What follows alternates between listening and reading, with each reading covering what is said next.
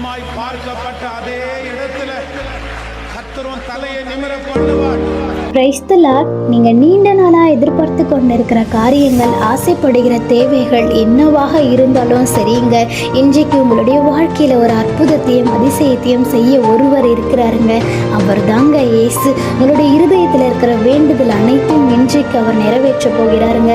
சங்கீதம் 62:5, என் ஆத்துமாவே தேவனை நோக்கி அமர்ந்திரு, நான் நம்புகிறது அவராலே வருங்க. ஆமாங்க, நீங்கள் என்ன தேவையாக ஏசப்பாவை நோக்கி அமர்ந்திருந்து ஜெபிக்கிறீங்களோ, அவர் இன்றைக்கு உங்களுடைய வாழ்க்கையிலும் உங்களுடைய தொழில்களிலும் ஒரு மாற்றத்தை கொடுத்து உங்களுக்கு பதில் கொடுக்கிற தேவனாக அவர் இருக்கிறாருங்க. ஆம் சகோதரா, சகோதரி, எதை குறிச்சும் கவலைப்படாதீங்க. விசுவாசித்தால் தேவனுடைய மகிமையை காண்பாய்ங்க.